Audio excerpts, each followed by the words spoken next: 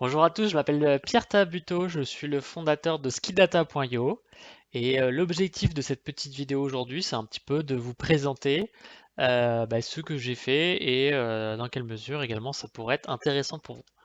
Voilà. Donc là, très simplement, on arrive sur le site Skidata, qui est l'objectif, c'est d'être le site avec la plus large information possible sur les stations de ski en France. On va regarder les différentes parties du site.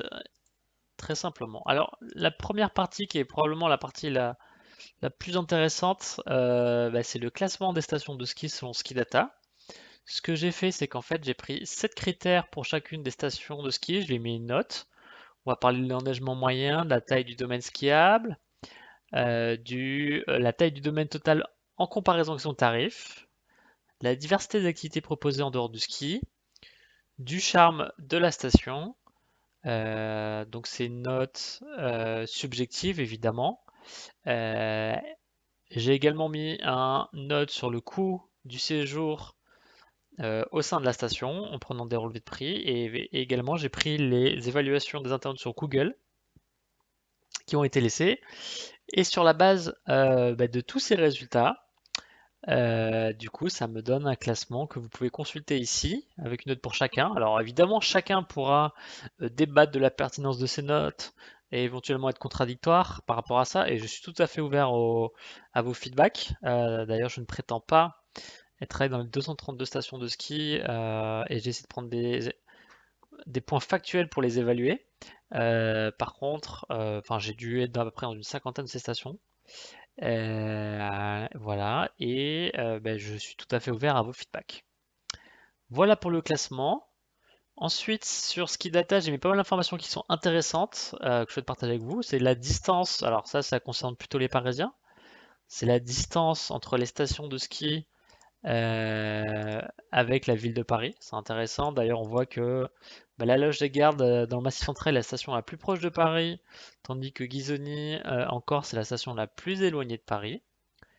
Ensuite, il y a la notion de domaine skiable avec ski à pied. Je sais que c'est un facteur qui est important pour pas mal de gens, donc j'essaie de marquer, alors sous réserve du logement où vous allez habiter, mais euh, est-ce que le domaine est proche d'habitation? J'ai également fait une page sur est-ce que le domaine est relié avec une navette de bus ou une station de train? Et si c'est le train le plus proche, quelle est la station de train, la gare de train la plus proche, autant pour moi. Ensuite, il y a 4 parties sur le prix de l'immobilier dans les stations de ski, le prix des locations, le prix des forfaits et le prix du matériel aussi également. Donc j'ai fait pas mal de relevés pour arriver à tout ça. Ensuite, on a les informations sur les altitudes du domaine skiable. Donc on peut voir que le domaine skiable le plus élevé en France, c'est les Deux Alpes, où on peut skier le plus haut et le plus bas. Malheureusement pour eux, c'est à Saint-Maurice-sur-Moselle, où apparemment il y a des pistes qui descendent jusqu'à 550 mètres d'altitude. Voilà. Et c'est à Val Thorens, où il y aurait le dénivelé le plus important entre la partie haute du domaine et la partie basse. Ensuite, il y a des informations sur les difficultés des pistes de ski. Voilà, vous pouvez retrouver tout ça.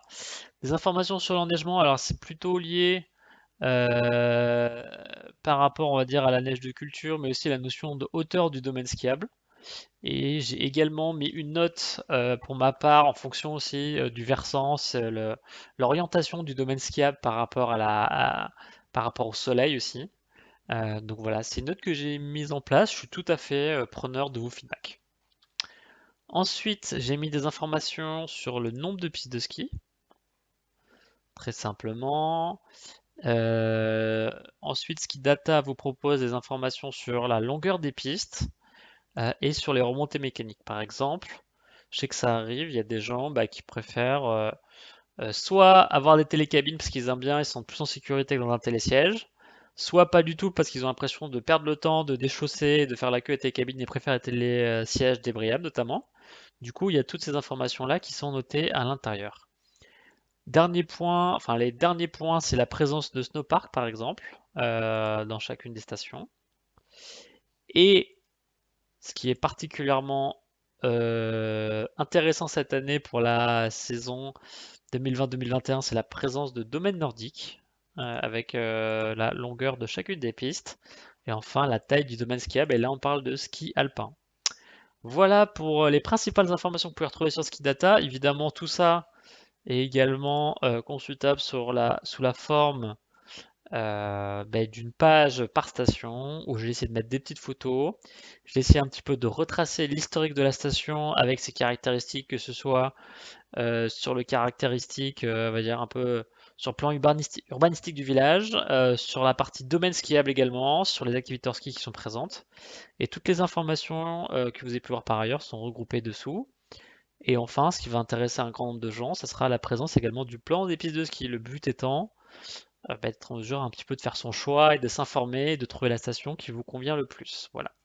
Je vous remercie et je suis preneur de toutes vos questions, tous vos feedbacks pour continuellement l'améliorer. Merci.